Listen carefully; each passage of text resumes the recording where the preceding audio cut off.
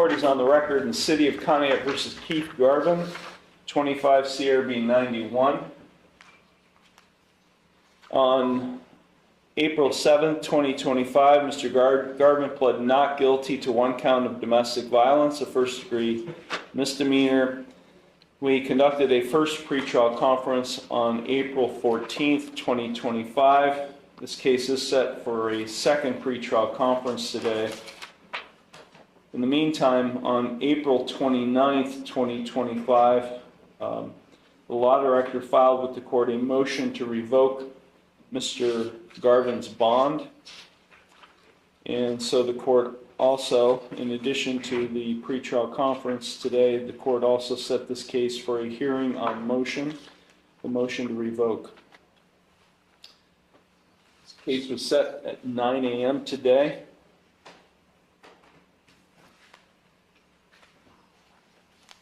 The defendant was given notice of the hearing today. We have a signed receipt in the file show he was given notice at his last pretrial conference. It is now 9:16 a.m. and the defendant, Keith Garvin, has failed to appear.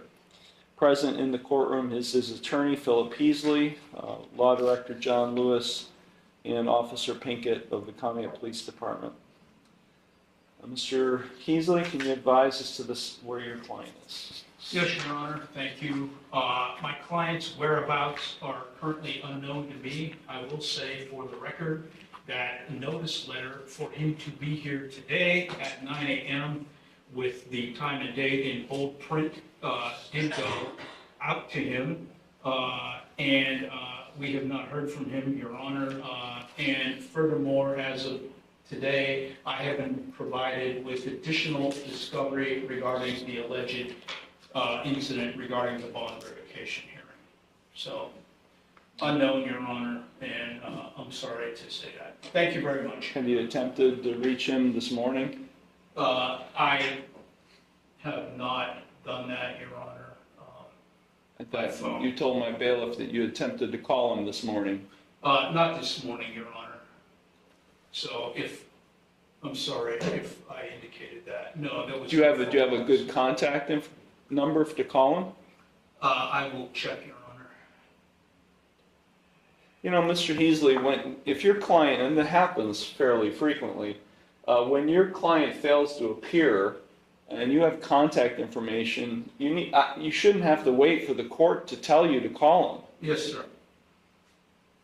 I mean, you've been doing this long enough to know to get on the phone and call him even before we go in the courtroom. Don't even worry about it. He's not here. I'm revoking his bond. I'm issuing a warrant for his arrest. No bond will be imposed on that warrant. We'll reschedule anything in this case until the defendant is incarcerated and the warrant is executed.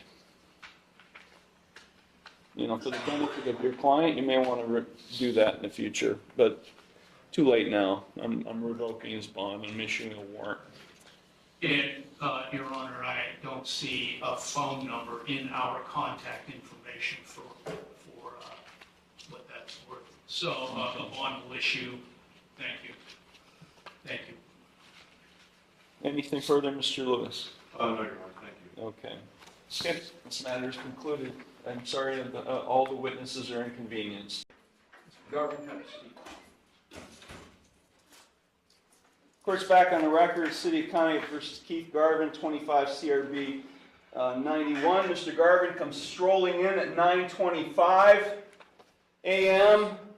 Case is set for 9 a.m. Where you been? Home. Excuse me? Home. Home. Take him into custody, hold him, and then we'll make you think about being on time. Seriously. We're revoking your bond. Tired of people being late. I've got a full docket today. Full docket. You knew you were supposed to be here at 9.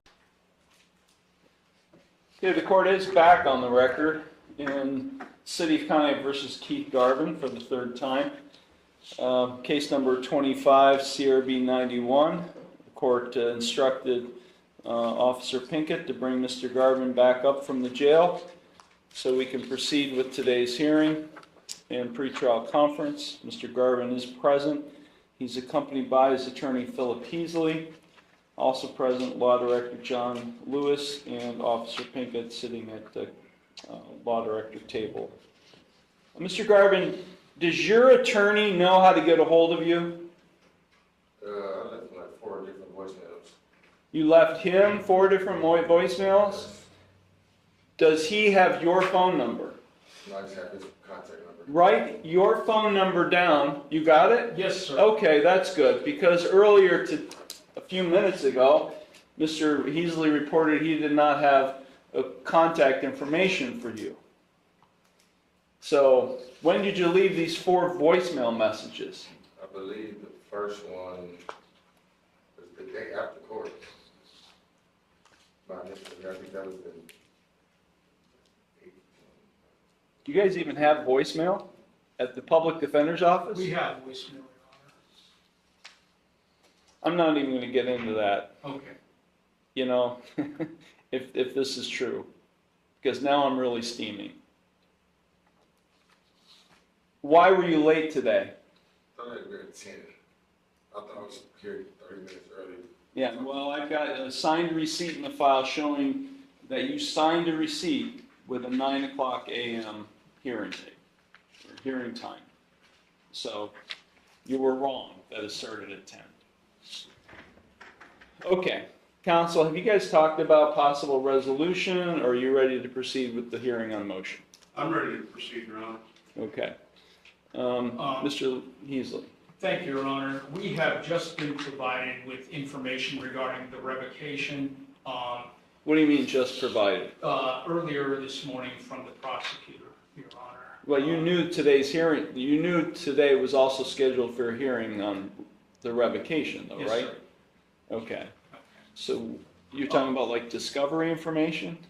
This is on an alleged incident from April 28th. When I ask you what were you provided today with, is it discovery information about the revocation issue? Yes, sir. Okay. So what are you asking? And I do realize the court has its schedule a minute or two to speak with Mr. Garvin regarding the revocation and whether he would admit to the same. And if not, we are prepared to have a hearing. Thank you. Okay, go ahead, take a few minutes. Thank you, You sir. know the court's schedule today. Yes, I mean, sir. we are stacked. We're going to Yes, be here sir. until 5 o'clock tonight. So, Okay. back on the record, City of Conneaut versus Keith Garvin, 25 CRB 91. Mr. Heasley, have you and your client had an opportunity to discuss this matter? We have, Your Honor. Okay. He wishes a hearing on the revocation of the bond. Thank you. Okay, thank you. Any opening statements, counsel? No, Your Honor. Way of opening. Okay, call your first witness, Mr. Lewis. City would call Officer Dan Pinkett. Officer. Yes,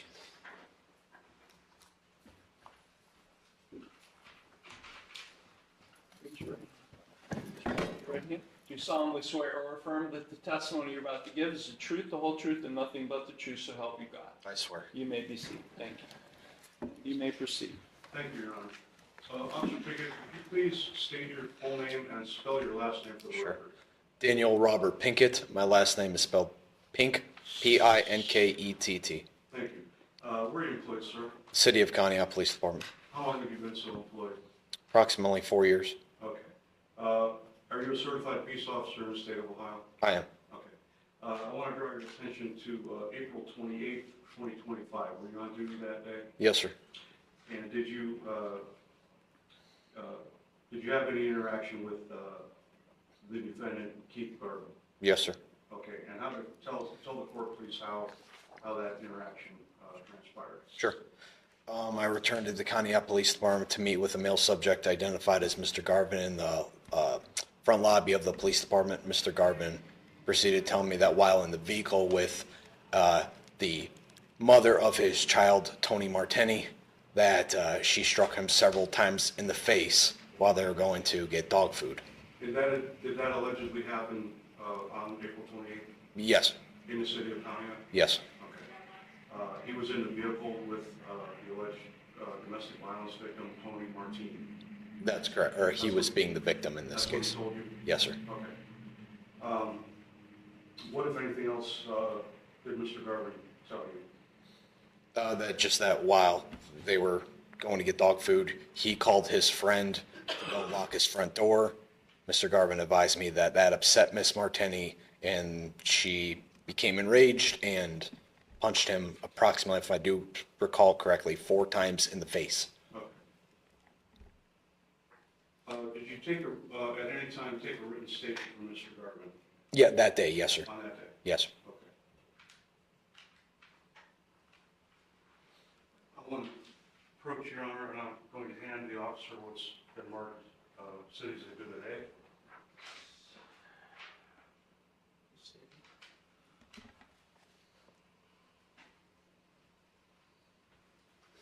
A. Officer Pickett, do you recognize that? Yes. Yes, sir. And what did I just hand you, sir? A written statement that I provided to Keith Garvin at the time of the alleged offense. That's a written statement that Mr. Garvin provided to you on April 28th. Correct. Could you please read that for the court? Sure. Tony Martini picked me up to get dog food. Then I called my neighbor to lock my door. That's when she lost it and punched me 4 times. She busted my lip, my neck, and jaw is swollen. So I called my friend to take me to the police station. And file this report. I'm sorry. Is that signed by Mr. Garvin? Yes, sir. Did you witness him signing that? Yes, sir. Okay. I'm going to approach again, Your Honor, and did you obtain any other evidence in the case? Yeah, I spoke to Miss Martini afterward. Okay. And did she provide a written statement? She did. Okay. Did she provide anything else to you? Yeah, she showed me a picture of emails from Mr. Garvin to her on her phone. Okay. I'm going to approach the witness again, Your Honor. Okay. City's Exhibit B.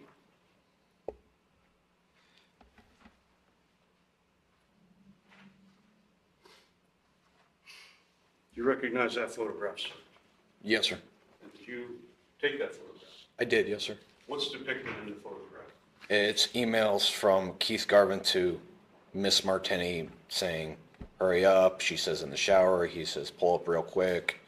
And he says, the door go be unlocked. I don't even want to answer anymore. And it's from Keith Garvin. You can see it. So the emails say that they're from Mr. Garvin? On April 28th, that's On April, correct. and the emails are dated April 28th? Yeah, And you took that photograph? I did. Appears to be a true and accurate copy of the photograph you took? Yes, sir. How about this statement? Does that appear to be a true and accurate copy of the written statement that Mr. Garvin gave you? Yes, sir. All right, thank you. Officer Pickett, do you see the individual that we've discussed here as Keith Garvin? Do you see him in the courtroom today? Yes, sir. Could you please tell the court where he's seated, what he's wearing? Sure. He's sitting next to Mr. Heasley. He's wearing a gray shirt and blue jeans. The record will reflect the witness has identified the defendant. Thank you, Officer Pickett. I have no further questions at this time, Your Honor. Thank you. Cross-examination? Thank you, Judge. Officer Pinkett, you interviewed both individuals in this matter, am I correct? That's correct. You took statements from each of them. Yes, correct. And not to go over your testimony just a minute ago in word-for-word detail, but Mr. Garvin came into the police station and indicated that the alleged victim had hit him. Or the suspect of them, he being the victim, that's And correct. that would be Tony Martini. Martini, Thank correct. you. Yes, sir.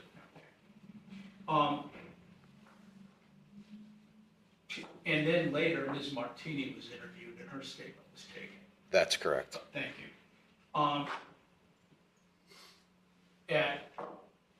To your knowledge, were any steps taken to notify the city law director regarding what Mr. Garvin was alleging that Ms. Martini did to him, if you know? That Miss Martini was doing to him. Not to my knowledge, no, sir. Thank you. was either Mr. Garvin or Ms. Martini taken into custody, to your knowledge, by yourself or by anybody else at that time? No, they were not, And sir. this all goes back to the 28th of last month, which is April. Am I right about that? That's correct, sir. Okay.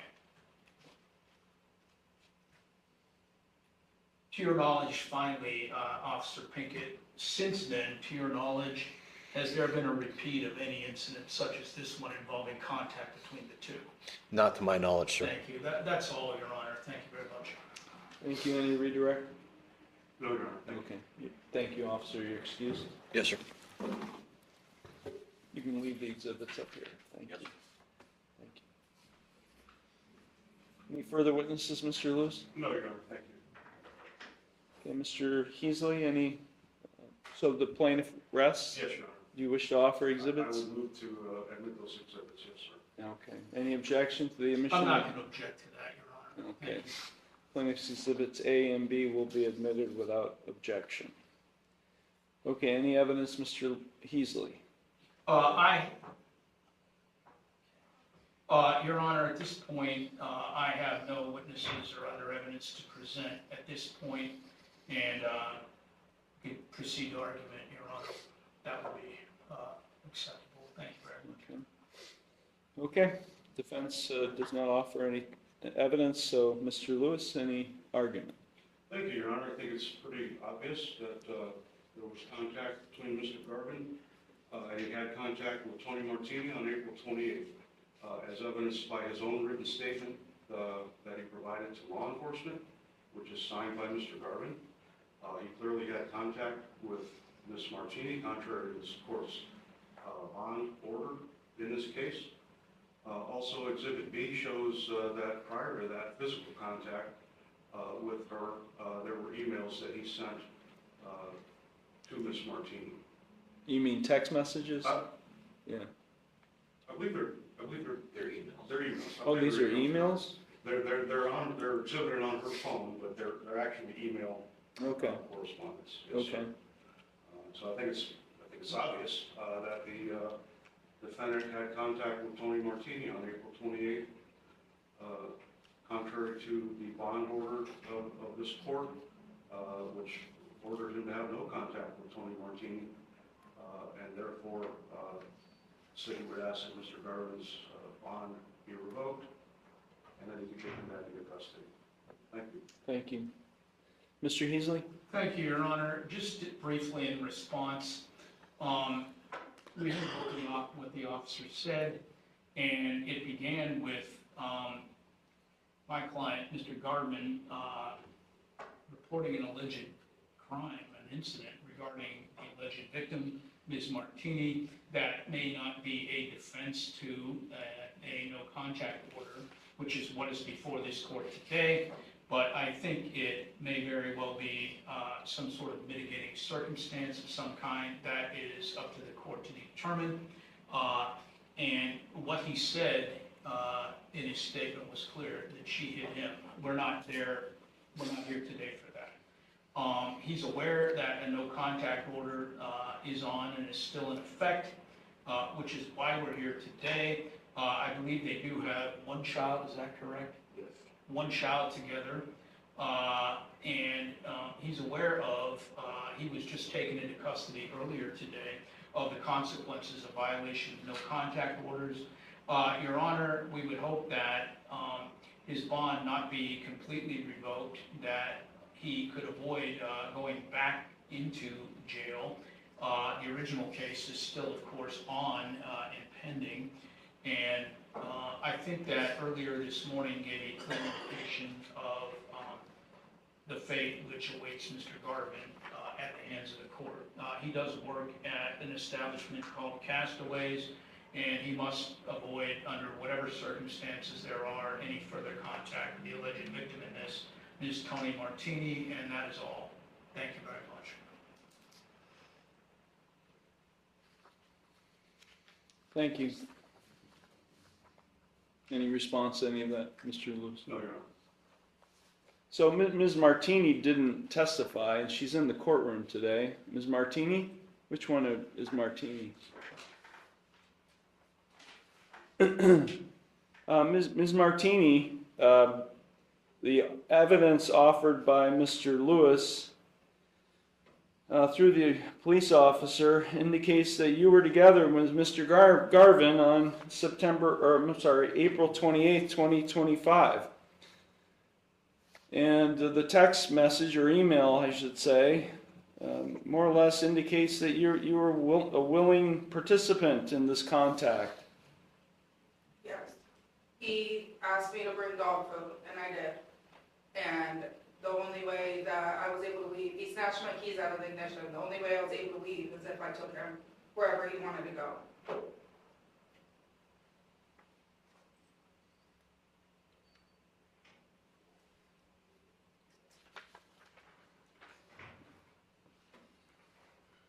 So you literally went to pick him up to get dog food? No, he took a different picture of the emails. I told him to either leave the money or I'll just bring the dog food. And he said, I'm not, or leave the door unlocked. And he said he wasn't doing none of that. So, but yes, I did go to the house, and that's when he got the keys, and he told me, or he said, you can't leave unless you take me wherever. Which I did have to take him to work because he wouldn't let me leave. He wouldn't give me my keys. I actually had to take him to the store, to work, back to the house. And he tried to get me to take him back to work. But that's when he told me that he was gonna come up here and make a police report if I didn't take him back to work. So then he called a friend to pick him up to bring him up here.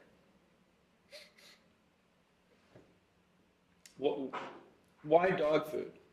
Because we have a dog there and he doesn't really take care of animals. So So you have a dog together? not together, but I do. There is a dog at the house.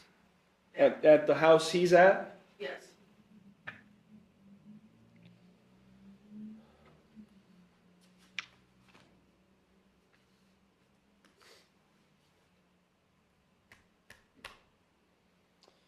Okay. I mean, Mr. Garvin signed a bond on April 7th, 2025. It's in bold print. It says that he is to have not consume, possess alcohol or drugs, subject to random chemical testing, no contact with victim Tony Martini. I mean, no contact means no contact. I do find the defendant has violated the conditions of his bond by having contact with Tony Martini. So what would you like me to do, Mr. Lewis, now that I found that he's violated the condition of his bond? Be all right. Revoke the bond and place Mr. Garvin in custody. I mean, this is an ongoing situation, as the court is aware. Ms. Martini has informed me that she's filed an eviction proceeding against Mr. Garvin. The house that Mr. Garvin is residing in belongs to Ms. Martini. It's just an ongoing issue. And I believe, I didn't have Ms. Martini justify any interest in moving this proceeding along because I understand the court's docket is slammed today. But Ms. Martini told me previously that these emails have continued from Mr. Garvin to her beyond April 28th. I think that the facts here warrant, I mean, blatantly ignoring the court's order not to have contact with Ms. Martini. I would ask the court, I realize the jail is pretty full right now, but I don't know what other, obviously the court order is not going to work to keep Mr. Garvin from having contact with her. And I did discuss with Ms. Martini the fact that she's not to have contact with him either, as in respect of the court order. So I did explain that all to her, Your Honor, as well. I indicated that Mr. Garvin has the rights of a tenant currently in that house, even though he's not, I don't know if he's paying rent or not, honestly, but he does have the rights of a tenant. This doesn't give her the authority to go into that house because he has the rights of a tenant.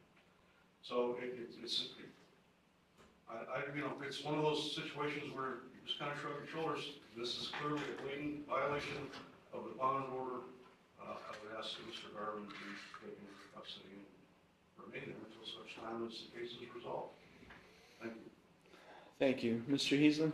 Thank you, Your Honor. In response to that, we would hope that, although it is in the court's discretion to do that, we would hope the court would not.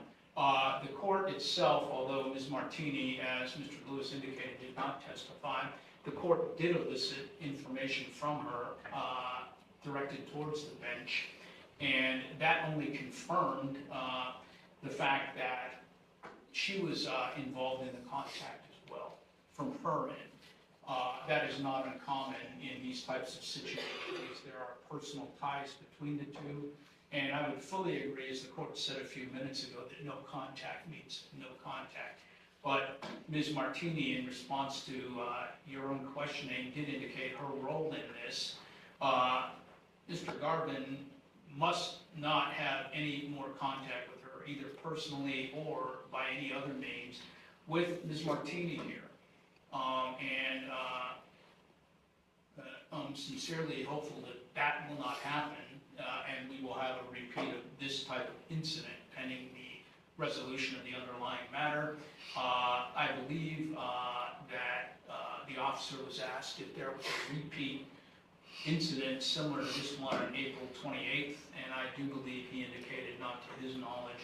We would hope, Your Honor, that Mr. Garvin would not be taken back into custody. He does work. He must leave this woman alone and abide by not just that element of the court's interim orders, but also every other element thereof. So we would hope that he would not be taken back to jail over this, Your Honor. That's all. Thank you very much. Thank you. This incident happened on April 28th. Ms. Martini, have there been any other contacts since April 28th? Yes, How? email. So he's emailing you? Yeah, and I called and I reported it. I talked to Officer Heasley, and she had me email pictures. And do you respond to those emails? I mean, is this a communication? I haven't, no. What don't you get about no contact, Mr. Garvin? Actually told my attorney she broke the no contact with the Yeah, well, she's not ordered to have no contact with you. You're ordered to have no contact with her. She came in the house the day after court, our initial hearing, told Philip that he didn't want to bring it up. He didn't want you to have an attitude like you have right now. Yeah, I've got an attitude because you were a half an hour late. That's why. That's my fault. That's why there's no contact. She walked in the house, walked through the back door. I told her there's no contact order. It's my house. I can do what I want to do. This is the 8th. Well, you know, an eviction, civil, that's a civil matter, and I'm going to be the one having to make a decision on that at some point if that ever comes to before me. I don't want to get into that. And nor do I want to use the criminal process to assist an eviction.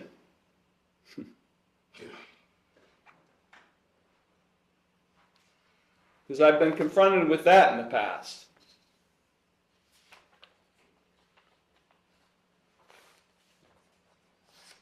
Look, Mr. Lewis mentioned it. And Officer Pinkett knows full well that our jail is overflowing today. And Mr. Garvin, no contact means no contact. You don't seem to understand that. You're just like questioning, you know. No, you said no contact. I just told you the day after our original. I'm telling you, you're to have no contact with her. She walked in the house. What am I supposed to do? She walked through the back door. Well, you need to call the police. Okay. You need to call the police.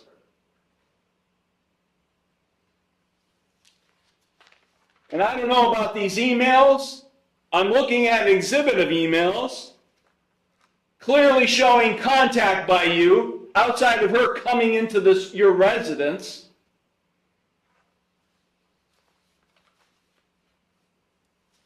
If you have one more any bit of contact with her while this case is pending, Mr. Garvin, I'll revoke your bond, you're going to jail, and I don't care. I'll stack you up in bunk beds on top of each other in a jail cell. I don't care. If it happens one more time, that's where you're headed. And Ms. Martini, you need to call the police if there's any further contact, and you need to stay away from him. Understood?